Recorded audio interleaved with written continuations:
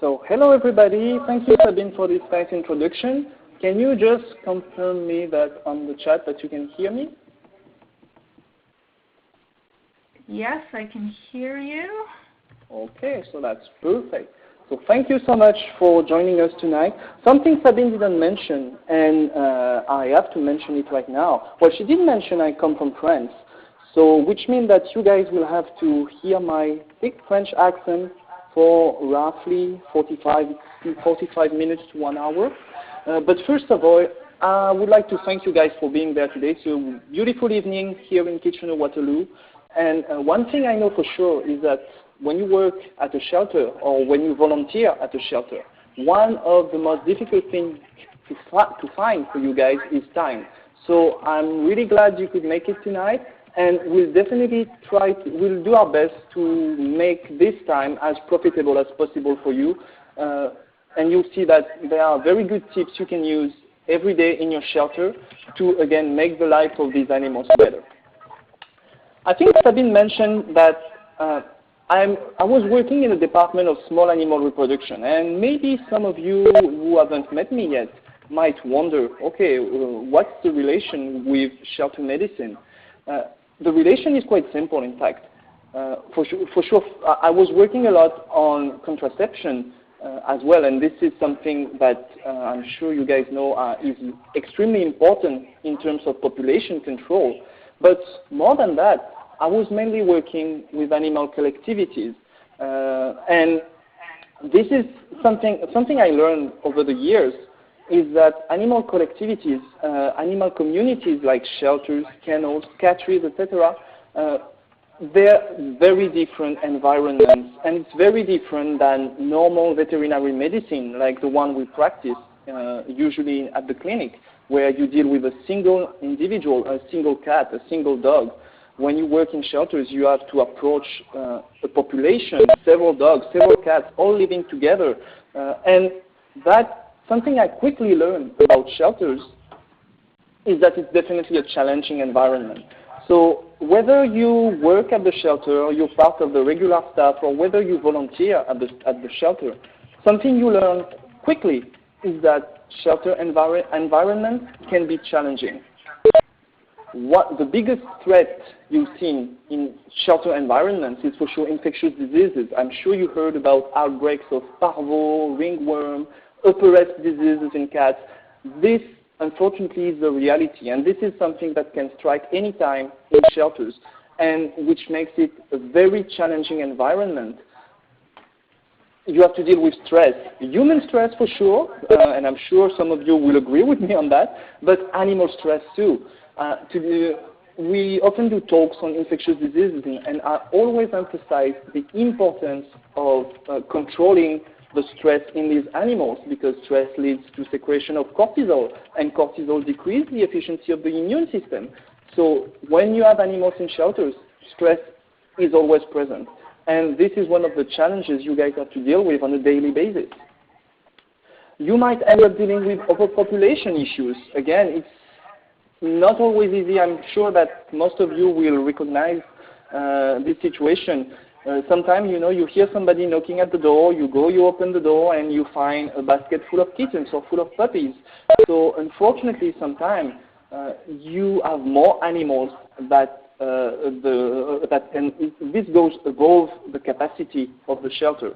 And this is when, unfortunately, again, infectious disease can happen, because it's more difficult to protect and to maintain a proper hygiene, sanitation, etc. And the other thing that is important in shelter environment as well, for sure, is money. That's definitely a challenge, and sometimes because of we have to consider the budget, many tough decisions might have to be made just because this is maybe the only thing the shelter can afford. So as you can see, and I'm sure you already run into those one of these situations, shelters can be a challenging environment, and that's a reality. And I'm sure if you work at the shelter, this is something you learn very quickly. And why am I starting with this statement? Because to emphasize just one thing, when you work in a shelter, there's one thing you need. you need to be passionate. And I think if we're here tonight, it's mainly because we're passionate about what we're doing. I'm more than happy to spend time discussing with passionate people tonight on nutrition in animal shelters, but at the beginning, it's all about passion. This is a challenging environment where we need people like you guys who are ready to face those challenges, because it's not easy every day. And I'm often on the road with my colleagues. We are meeting people in shelters all across the country, and this is a reality. We need to be passionate. If we're not passionate, this is not going to work for us and for the animals. So again, thank you guys for being there tonight, and I hope really that this webinar will teach you and will show you very simple things you can do inside your shelter to make the life of these animals better. Because this is really the goal tonight, just give you practical tips to make their life better. And as I said, I'm what we call a technical service veterinarian. Something I learned very quickly when I arrived in Canada is that you guys love acronyms. TSV, Technical Service Veterinarian. So that's my position, and in this position, as Sabine said, I'm running what we call a diagnosis assistance service, when we can help the veterinarians who are not necessarily familiar with shelter medicine, and to give them a second opinion on how to better handle a situation in a shelter. I mean, mainly an outbreak situation with infectious diseases. And one thing also that we do a lot is that we do those continuing education talks. So we visit the shelters all across the country, and we do continuing education events mainly for volunteers and for shelter staff. Again, they are not very technical talks, but the goal is really to explain you why, for instance, cleaning and disinfecting is essential. I was doing a talk recently, and I was telling people nobody likes to scoop the poop, but that's definitely a key thing in a shelter environment. And we have several talks like that. We have one on sanitation, one on infectious diseases. And recently, while I was preparing one of those talks, I ran into this sentence. Good nutrition is a basic, critical component of any shelter's wellness plan. It is essential for the maintenance of good health and an important treatment tool whose value is often overlooked. So this sentence is from a shelter medicine textbook that is a very valuable resource, and I do encourage you to have a look to this book if you haven't read it yet. But when I read that, I thought, hey, that's kind of interesting, because we always think of, I'm working for a pet food company, so we speak about nutrition all the time, but there are things in terms of nutrition that needs to be considered and that can definitely help your animals. And when we think of animal nutrition, I think all of you will agree, we just went, the last 3 decades, there were lots of changes in terms of the way we feed our animals and the way we understand how to feed those animals. I grew up on a tropical island in the middle of the Indian Ocean. And when I was a kid, we had dogs, we had cats, but most of the time they were fed with table scraps. And when I left the island to go to France to study vet medicine in 1997, it was still the case. Most of people on the island, they were feeding table scraps to their animals. When I arrived at the vet school, I learned that nutrition was much more than just table scraps. It was much more than that. It's much more complex. In 3 decades, we moved from these table scraps to what we now refer to as pet health nutrition. If you think about it today, we have diets that consider the size of the animal, especially in dogs. We know that we don't feed a small dog the same way we would feed a giant dog, for instance, because they are different in terms of the digestive tract is different. They have some specificities that require a different type of diet. We even know that some breeds have some specificities. We know that some breeds are more sensitive at the level of the digestive tract, like the German Shepherd. So we now recognize those specificities, those breed specificities, and we can address them with proper nutrition. We consider the activity as well. You know that we make the difference sometimes between indoor cats, outdoor cats, sporting dogs, etc. So we know that depending on the level of activity of these animals, their nutritional needs are totally different. And more than that, like the sentence was mentioning in the previous slide, we now have therapeutic diets. For instance, I'm sure you heard about those diets that are used for renal diseases in dogs and cats, for hepatic disease, for cardiac diseases. Now they are part of the medical treatment. So as you can see, we move from table scraps to something much more complex. We have different types of diets addressing different needs. And all we move to this pet health nutrition is mainly because, well, now we know that this specific situation needs more and more a higher nutritional precision. This happened mainly because of the research that was done on dogs and cats. And during the last 30 years, there were lots of publications done on the needs of the dogs, on how they should be properly fed, and this comes back to only one thing, in fact, the nutrients. When I speak about nutrition to people, very often I hear about ingredients. Oh, you should use this type of ingredient or this type of ingredient. I must admit, being a vet, I'm always kind of not surprised, I would say, but it's interesting to see that very often we focus on the ingredients, while what is of great interest is really the nutrients. This is what we call the nutritional puzzle. The nutrients are the elements that will nourish the body, the organism. And the ingredients like, I don't know, let's say chicken. Chicken is mainly composed of proteins, lipids, carbohydrates, vitamins. These are the nutrients. These are the elements that the body needs.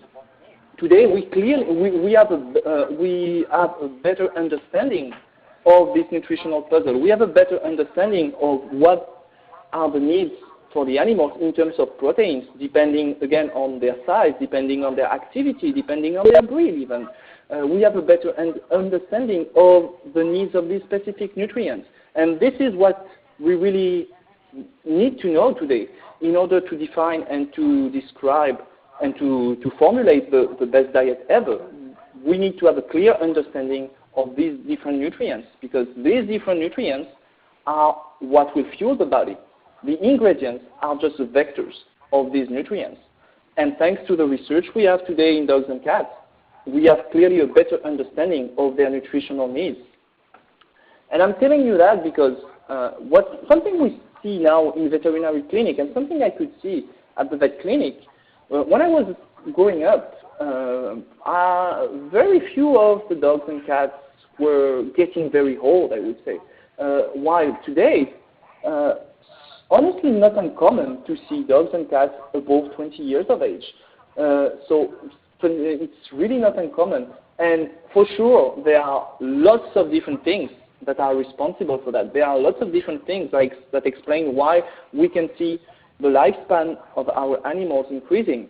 But one thing that is clear is that with good nutrition, it definitely helps our pets to live older. And I was recently reading a textbook that was saying that if you feed an appropriate nutrition, you can increase the lifespan of these animals by 2 to 3 years, just thanks to the nutrition. Altogether, with the better veterinary medicine, etc., this is definitely a great asset to improve the health of our animals overall.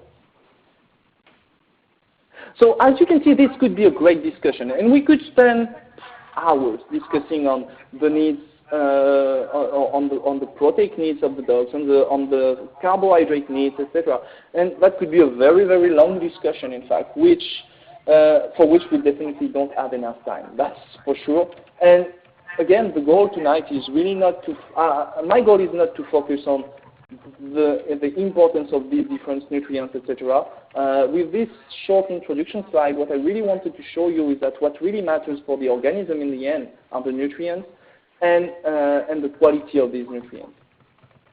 Today, in shelter medicine, it's important to have what we call a zootechnical focus, because zootechnic, I don't know if you're familiar with this word, but it's the scientific art of improving and maintaining the health of the animals. And zootechnic is something very interesting that usually is used in animal collectivities like shelters. And the way to feed your animals, just more than just the quality of the animals, of the diet, sorry, but the way you feed them is definitely something that will play a very important role in their overall health and in what happens inside the shelter. So tonight, during this talk, we will try to focus on 3 key elements. The principle of consistency when it comes to nutrition in animal shelters, why monitoring is important, and especially monitoring the eating behavior of these animals. And we'll make a specific focus on some specific situations you might encounter in shelters where the nutritional management is critical and the way you manage it will clearly influence the outcome. Concerning tonight, I just want to remind you that we will mainly focus on dogs and cats, for sure. I'm not going to tell you about ferrets, exotics, etc. We will really focus on dogs and cats, and we will focus on healthy dogs and cats. I'm not going to touch on therapeutic diets. I'm not going to touch on how to feed a dog or a cat with renal disease, etc. But we will really focus on the most classical situations you guys can encounter in shelter environments. And let's start with the consistency principle. And this is something I think extremely important in shelter medicine. Again, remember the first slide where I was telling you that shelter environments are challenging, and that's a reality. And again, as I said before, this is something you learn fast and you learn quickly when you start working in a shelter environment. And very often in shelters environments, you guys, well, not all the shelters, but it's not uncommon to rely on donations. And I mean, donations are great, and many shelters are using those donations to help the shelter. But when it comes to and one of the things that some shelters are using a lot as well is food donation. However, when it comes to food donation, there might be an issue here that I'm going to explain you. The goal is not to tell you to turn down all the donations, but it's just to show you the logic behind that. When it comes to the digestive physiology of pets, of dogs and cats, it's important for us to understand that dogs and cats are totally different than humans. The digestive tract is shorter, which means that the digestive transit is totally different between humans and dogs and cats. I mean, in humans, typically, after you eat something, it will take between 30 hours to 5 days for it to be fully digested. While in dogs and cats, it's usually between 12 and 30 hours after the dog or the cat ate his meal for all its content to be digested. So the digestion is faster. The digestive tract is shorter, so the size of the intestine is really shorter compared to humans, which means that they are much more sensitive to any kind of variation when it comes to their diet. And there are enzymatic differences. I'm sure you know that when you eat something inside your digestive tract, we have some proteins that we call enzymes that will break down those nutrients to tiny pieces, that will break down, those ingredients to tiny pieces, the nutrients, and those nutrients will be absorbed by the digestive tract and then will be used by the body to maintain its functions. In humans, for instance, digestion often starts in the mouth because we have some enzymes in the mouth that will help us to start digesting, pre-digesting, in fact, those things we're eating. In dogs and cats, we don't have the same enzymes. And in fact, the variety of enzymes we find in the digestive tract of dogs and cats is less important than what we will find in humans. So again, it's because we have less enzymes. It makes them more sensitive to any variation in their diet. And there are also huge differences in the digestive flora. keep in mind that inside the digestive tract, there are lots of bacteria. And I mean, those bacteria are essential for proper digestion. So typically, in humans, we have approximately 10 million bacteria per gram of digestive tract. So we have large amount of bacteria that will help us to properly digest what we just ate. In dogs and cats, we have roughly 10,000 bacteria per gram. So the bacterial flora is less diverse. And because it is less diverse, the digestion, anything that will impact this diet, any modification, can easily lead to digestive upset or to modifications of the ability to properly digest, just because it takes time for the digestive tract to adapt to the change of the diet. And that's what makes it tricky in dogs and cats. It's changing food all the time can definitely lead to some issues because of these specificities, because of these elements of physiology. They are not able to properly to respond as well as humans to changes in their diet. And that's why when you do drastic or frequent modifications of the diet, very often we are increasing the risk of digestive upset. Because again, remember, different kind of enzymes, less enzymes, different digestive flora, less bacteria inside the digestive tract. Any modification of the diet will mean that it needs some time for the digestive tract to readapt itself to properly digest. And at the beginning, because it needs some time to readjust, what we will see is diarrhea typically, or vomiting, just because of these modifications, or because of these specificities of the digestive tract of these animals. And this is what you will end up with very often. Because of frequent modifications of the diet, you might end up seeing this kind of diarrhea in your animals. And remember, you are in an environment which is predisposed to infectious diseases.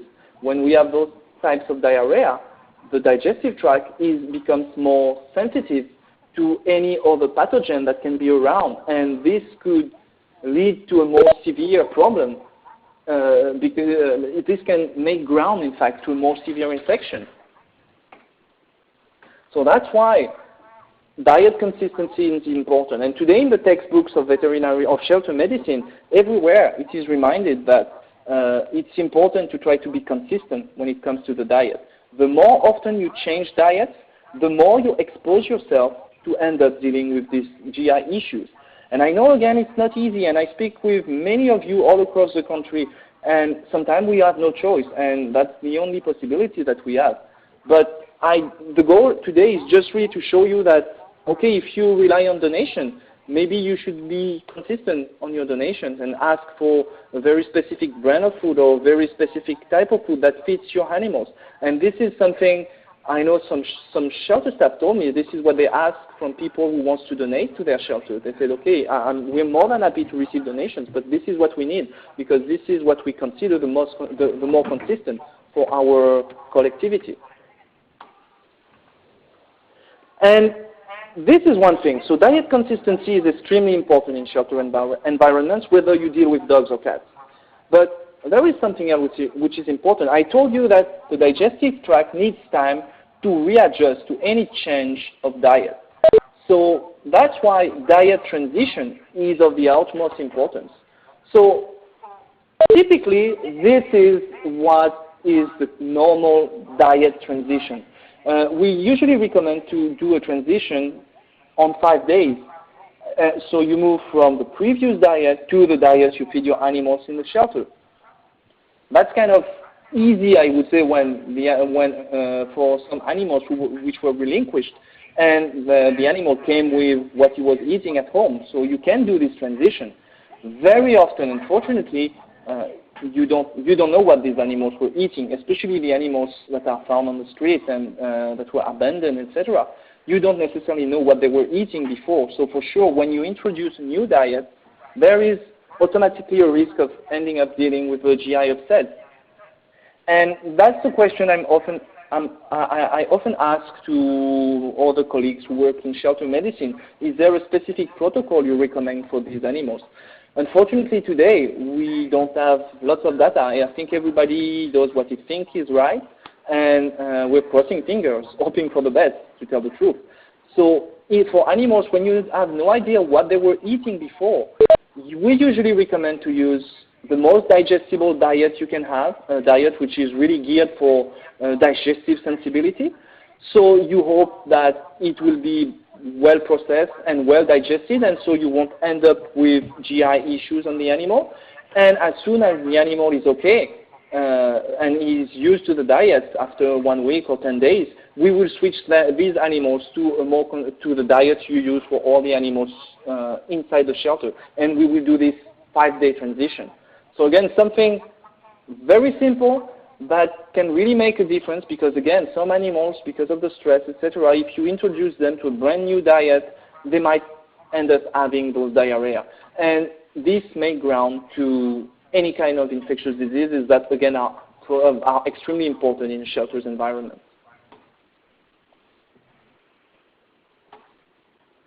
And the consistency is not only about the diet. And if you look at this picture, there's one thing that strikes me when I show this picture usually, is the amount of food this little pug was given. As you can see clearly here, this animal received too much.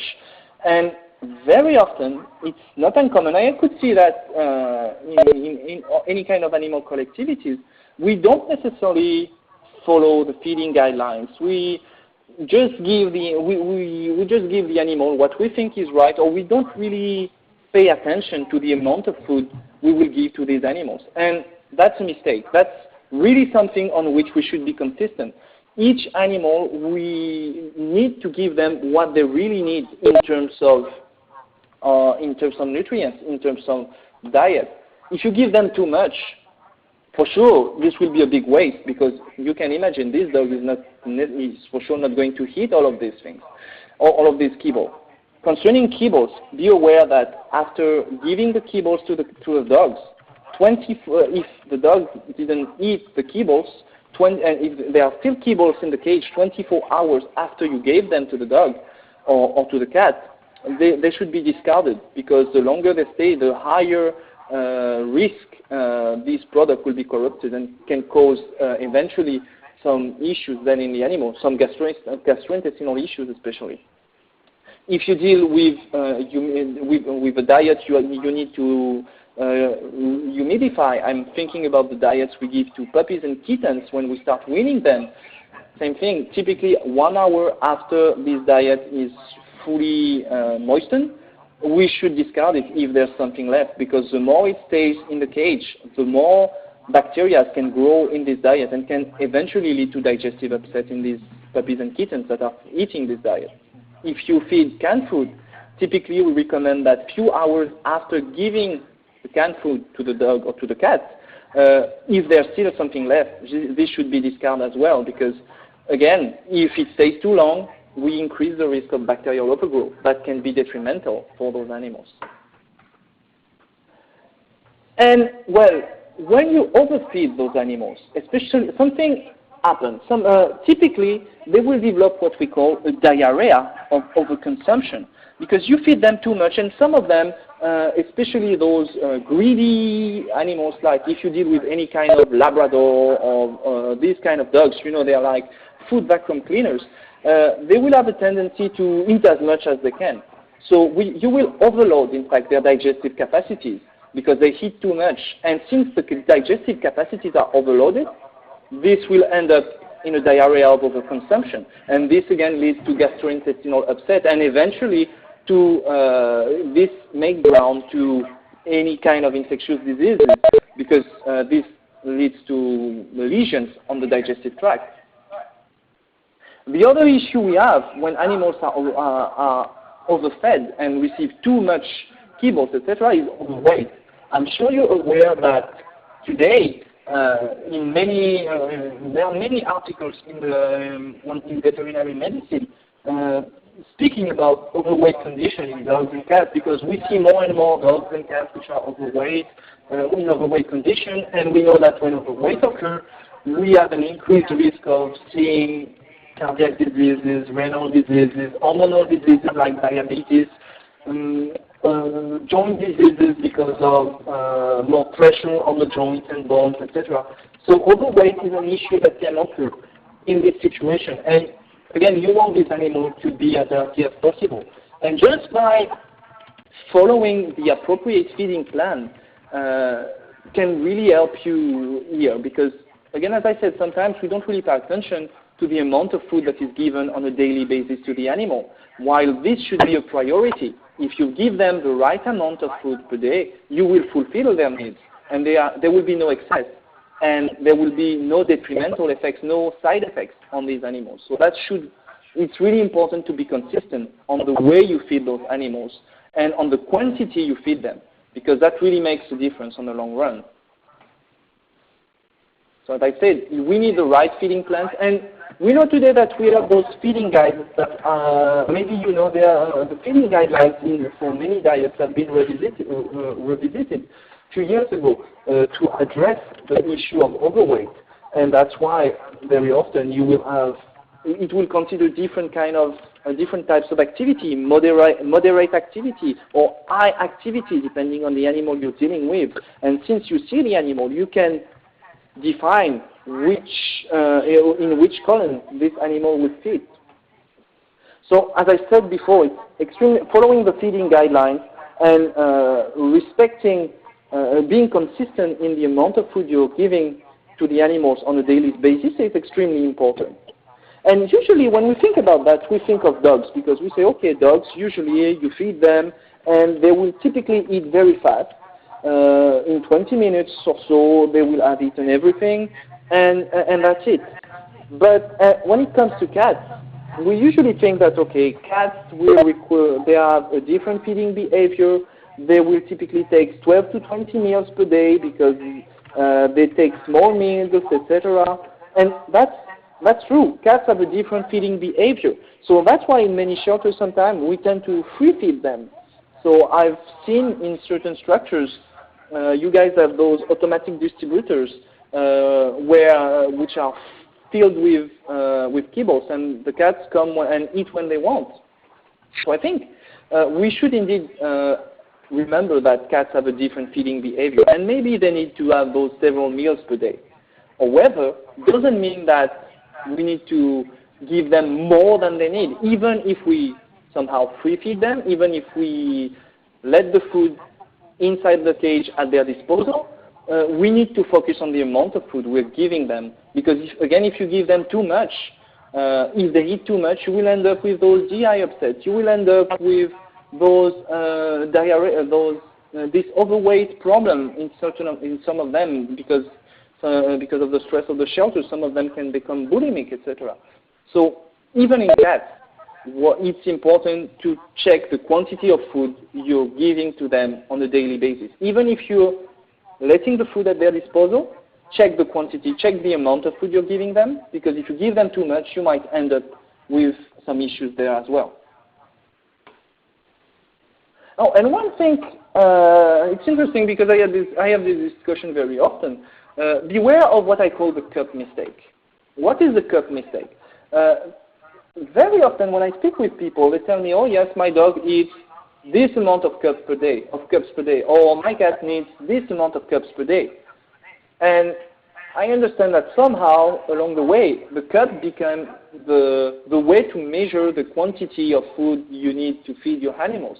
But keep in mind that depending on the diet you give these animals, the quantity of energy you have in the cup, inside the cup, even the quantity of food you have inside the cup is not the same. For instance, if you feed 4 cups a day of a normal adult maintenance diet and 4 cups a day of a puppy diet, the energy level you have in the 4 cups of puppy diet is way more important than what you will find in the adult maintenance diet. So this is a very easy mistake to do, that when we think that, okay, usually I give this amount of cup. If I switch to a different diet, I will need to give the exact same amount of cup per day to this animal. That's not true. The kibble density can vary as well. I know that at Royal Canin, depending on some of the diets we deal with, you can have up to 20 gram difference from one diet to the other when it comes to the cup, because the kibble density is different in order to address specificities of the different animals. So pay attention to that. Again, as I said, we need to feed the animals the right amount, and the right amount for sure corresponds to a number of cups, but this number of cups may vary from one diet to the other, and it's important if you switch to another diet to properly evaluate the quantity of food you need to give to these animals. Consistency is also a matter of storage, and that's something interesting because we often discuss this in shelters. Us humans, we make the decision of eating the food based on mainly on the taste, and we appreciate the taste of the food we're eating. This is based on the number of taste buds that we have. And humans basically have approximately 9,000 taste buds in their mouth. Dogs and cats, totally different. In dogs, you have approximately 1,700 taste buds, but in cats, 500 taste buds. So their food preference is not necessarily based on the taste of the diet, but it's mainly based on the smell. And that's a very important parameter when it comes to storage, because the way you store your diet can influence its smell. When you see that, maybe you understand now those old tricks we usually use when we have a dog or a cat that the dog or cat doesn't want to eat his diet, and so we will play. We have some tricks, like we will add some warm water to the diet to make it more palatable. The warm water, in fact, will increase the smell of the diet, and that's typically what will lead the dog to eat this diet. We might add some canned food, and same thing, canned food typically has a stronger smell than kibbles. So this can definitely push the cats to eat or push the dogs to better eat those diets. So everything is based on the smell. And storage can have a big impact on the smell, because depending on how you store your diet, we might end up dealing with an issue we call the oxidation problem. So very often when I visit a shelter and there's issues concerning storage, etc., well, we can find, I know sometimes the bags are just open and you can find, well, the kibbles are exposed to the air, or kibbles are thrown in a container, and before the container is totally empty, we put more kibble on inside, etc. So it's always important to focus on the way you store the diet, because if the contact is so important with the air, in fact, the oxygen in the air will affect the lipids, the fat inside the diet, and it will make them rancid. And this will alter the palatability and the scent. And then typically the animals might not eat it anymore, or the animals will start to eat it and have gastrointestinal upset because of this modification and this alteration of the diet. So today, what is recommended in terms of storage? Typically, when you have a bag of food and when you open this bag of food, we recommend today to put this bag, to keep the diet inside the bag, and put the bag in a plastic container like the one you can see on the picture here, and close the container. Just open it to pick the food and give the food to the animals, but keep the diet inside its bag and put the bag inside the plastic container. So you're adding two layers that will protect the kibbles from the oxygen and from the damages of this oxygen, and that will prevent the oxidation process. And one thing that is extremely important as well, those containers, they need to be regularly cleaned and disinfected as well. I know that when I was in France, I visited a kennel where, in fact, we had vomiting issues in the kennel, and what we realized was that the container in which the diet was contained, in fact, the owner was just throwing the bags, well, he was throwing the kibbles inside the container, but the container was very humid and was never really empty. So if the kibble on top looked okay, the kibbles at the back of the container, they were full of molds, etc. So the way you store your food will definitely have a big impact on its quality. And by doing so, you're adding layers that will better protect the diet. So don't hesitate to get a hold on these containers, and because this will really help to improve the storage, which can eventually be an issue in this kind of in your specific environment. So one thing which is extremely important as well when you work in a shelter environment is the importance of monitoring, and monitoring the feeding behavior, the eating behavior of your animals is really key. As I said to you, we often do talks on infectious diseases in animal shelters. And, this comes back to a basic law of epidemiology. If you have two cats living together, basically one cat can infect the other. One cat can infect the other cat, and it works the other way around. The epidemiological risk is 2. But if you have 4 cats living together, look at the number of interactions. The epidemiological risk equals 12. If you have 20 cats living together, the epidemiological risk is close to 400. So that shows you that why infectious diseases are such a threat in shelters. And you might wonder why I'm speaking about infectious diseases in a talk on nutrition. Because if you monitor how the eating behavior, how much and all those animals are eating on a daily basis, this can help you detect eventually those infectious diseases way in advance, because this could be a clinical sign showing that something goes wrong in this animal. And I'm always telling shelter staff and volunteers that one key element in a shelter when it comes to protecting your shelter against infectious disease is the importance of daily rounds.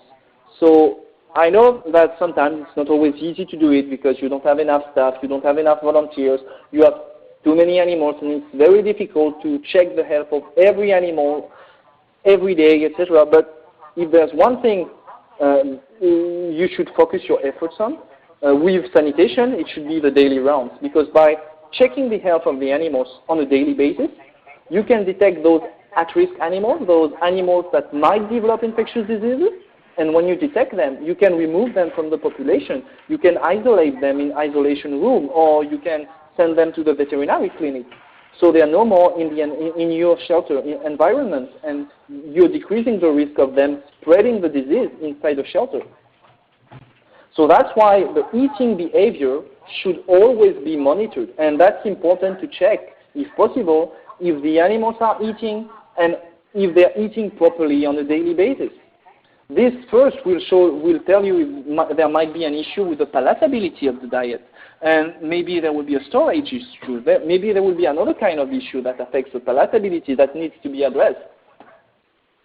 It's also a reflection of stress. Eating behavior modifications like anorexia or bulimia can be related to stressful conditions. And I'm always telling people, when it comes to management of infectious diseases in dogs and cats, especially in cats in shelters, it's interesting when you read the guidelines, especially some guidelines that are online and from a group called the ABCD group, which is the Feline Board of Specialists on Feline Infectious Diseases. This group, the guidelines for management of infectious diseases in shelters for cats start with this sentence: cats should never be housed in shelters because the stress conditions are so important and cats are so sensitive to stress that this increases the risk of them developing infectious diseases. And one way to check if cats are too stressed or not is to check if they are eating properly. If you see cats not eating at all, that might be the reflection of stress. And I know many of you inside your structures, you work on enrichment techniques, you work on way to decrease the stress, you have maybe pheromones you use to try to decrease the stress in these animals, and that's really key.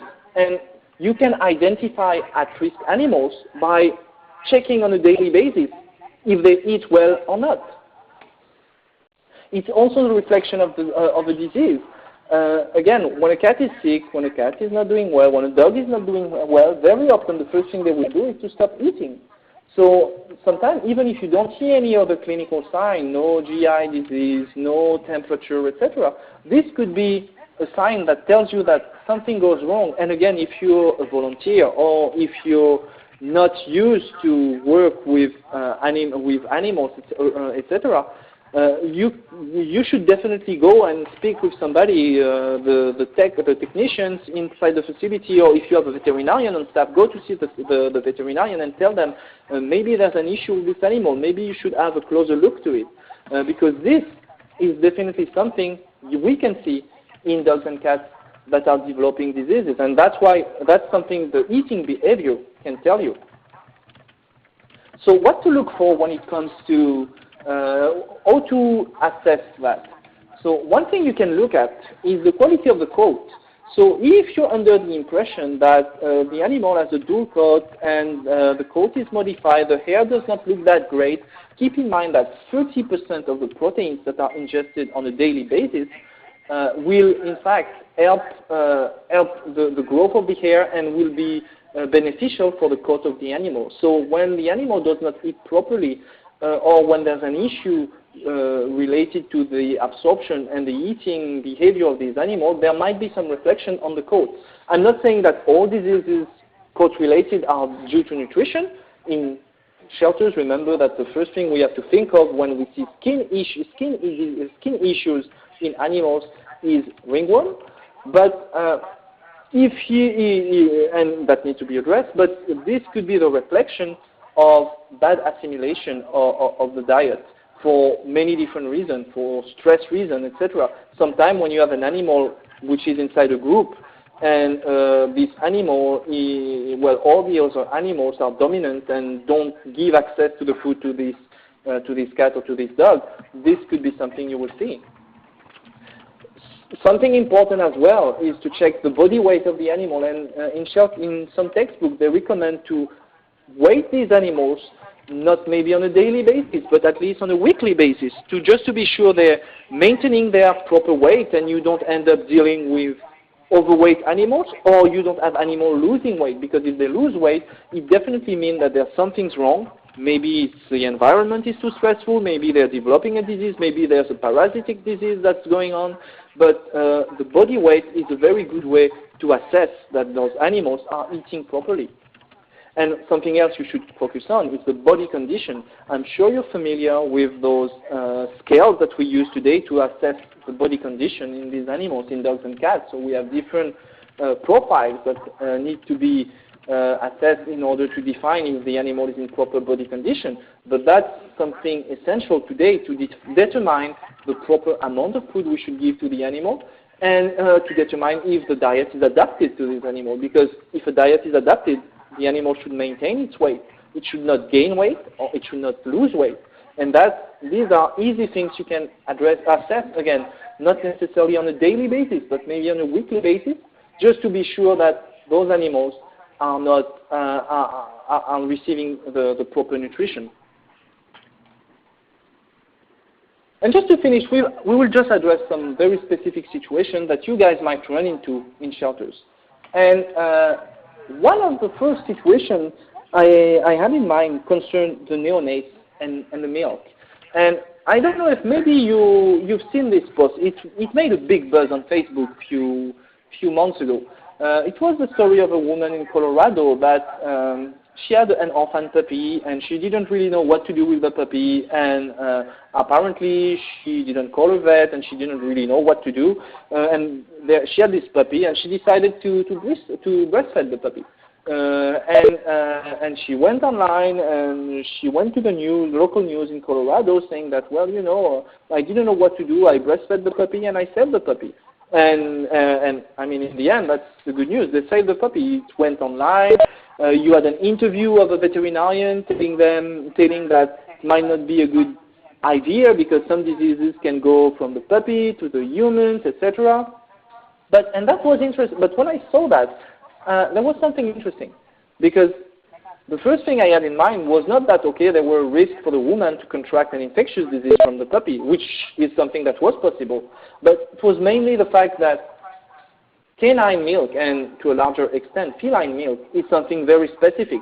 So for puppies and kittens, we need a dedicated milk replacer. Human milk, for instance, is not energy dense enough to answer the needs, the nutritional needs of newborn kittens or newborn puppies. So in this condition, it was great because she was able to save the puppy, and that's the best thing that could have happened. But unfortunately, very often, and this is something also we hear concerning goat milk, if they receive a milk which their digestive tract is not adapted to properly digest, you might end up with a development of a diarrhea. And when the diarrhea develops in newborn puppies and kittens, typically very quickly those animals get dehydrated, and unfortunately we can lose them. So it's important to know that canine and feline milks are very different from human or even goat, bovine milk, etc. So as you can see on the table here, the concentration in energy is way higher in carnivorous milk, which means that you need dedicated milk replacers. There are different profiles requiring different nutritional solutions. And today we're lucky because we have dedicated canine and feline milk replacers. So same thing, sometimes I hear people saying that, okay, we should use a human milk replacer because this might do the trick. But human milk replacers, very often, they contain starch.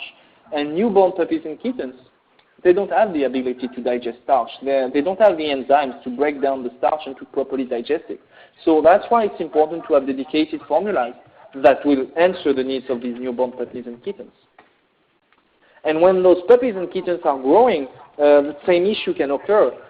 When we deal with, in fact, in dogs and cats, the most critical period in growing dogs and cats, it's definitely weaning. During weaning, puppies and kittens move from milk to solid food. And when they do this transition from milk to solid food, at the same time, we have several modifications that happen at the digestive tract level. The organs are changing, are growing. So we have anatomical modifications.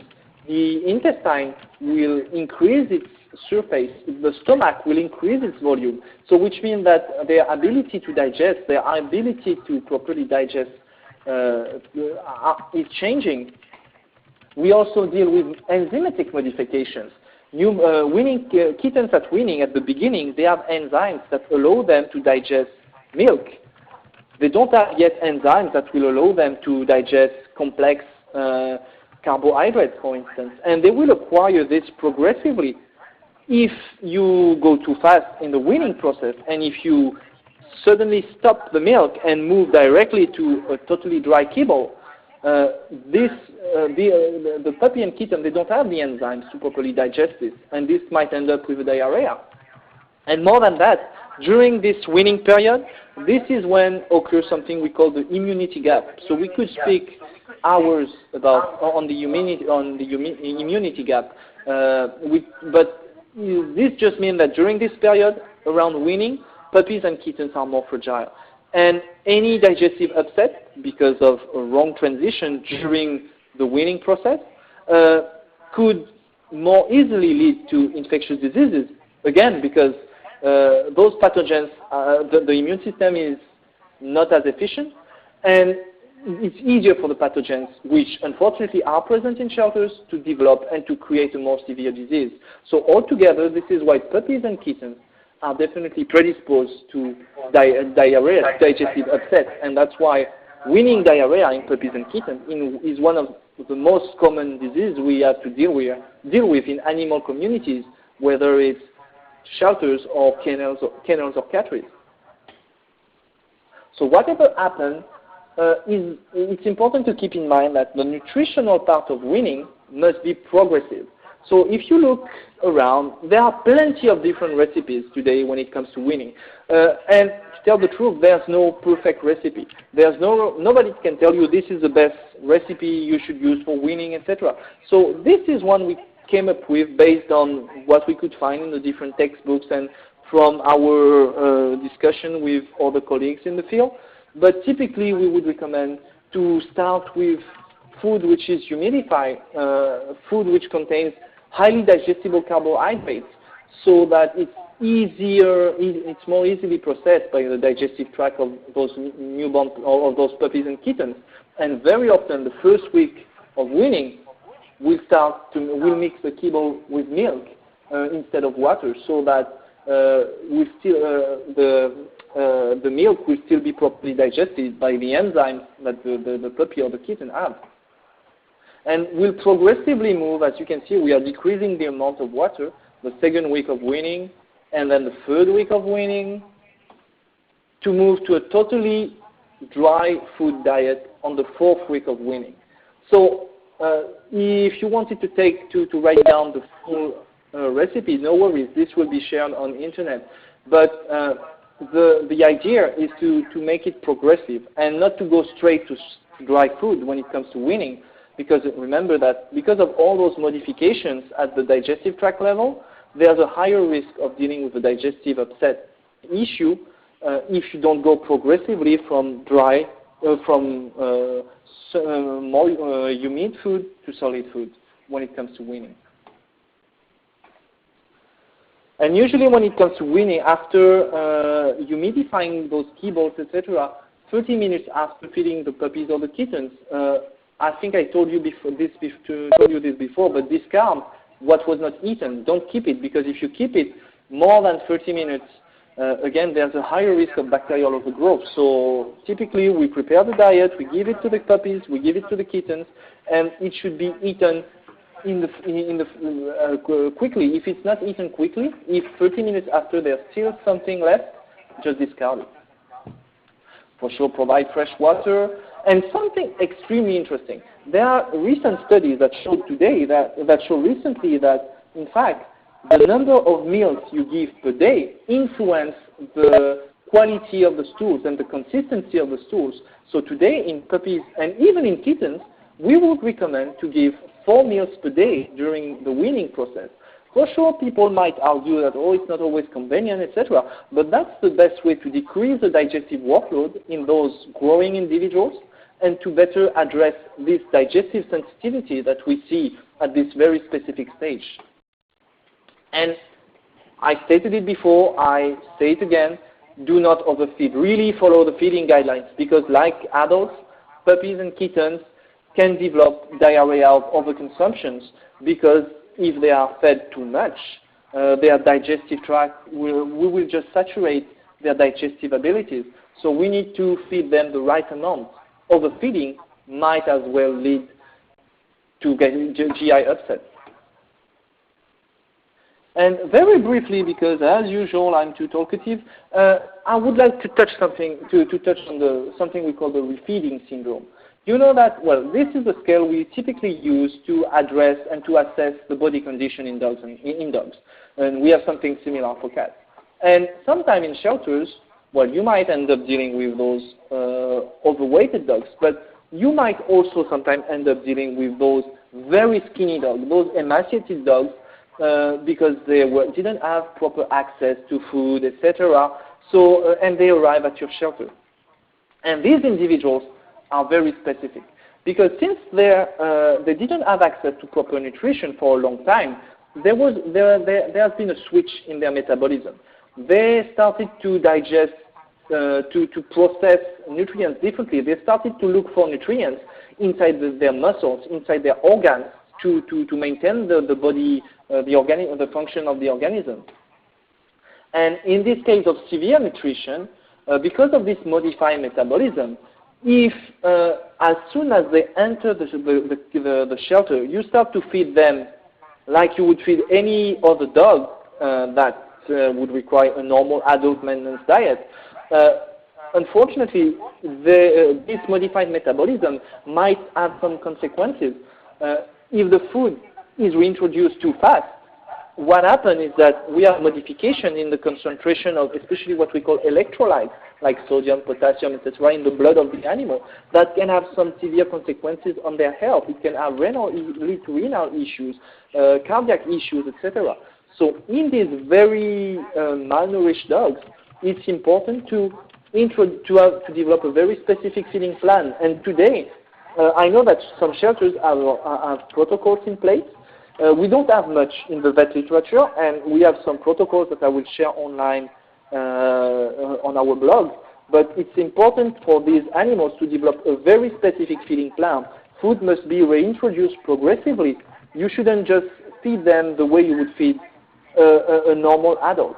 Because of this modified metabolism, because of the malnutrition they went through, they need the food to be reintroduced progressively in order to readapt their metabolism.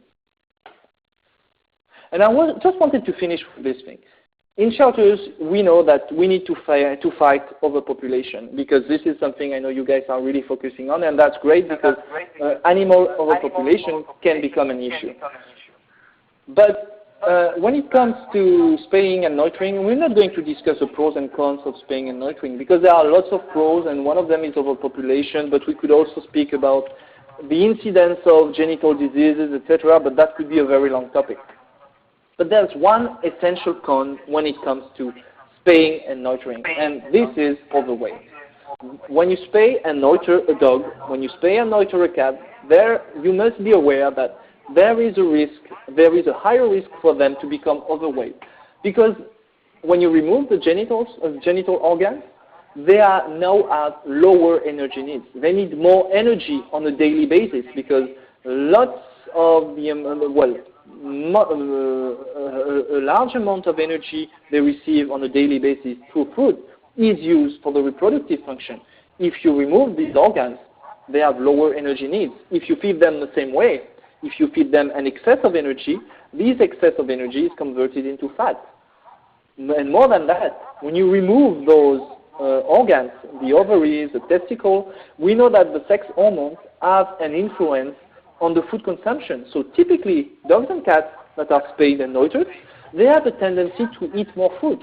And since they eat more and they have lower energy needs, they accumulate energy excess. They accumulate this excess of energy on a daily basis.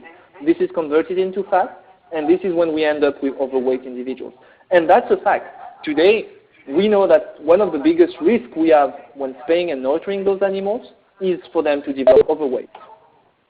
So when I was at the vet school, I was doing lots of consultation on canine and feline sterilization. This was one of the most common causes of consultation. And as you can see on the picture here, when I had my students, I was always telling them, they had to tell me how to address the downside of sterilization. And that's something really key for you guys as well. When you have one of these animals that is going to be adopted out, never forget to educate the owner on how they should feed this spay or neuter dog or cat. And because sometimes people just don't realize, and they will just feed these animals with a normal adult man's diet.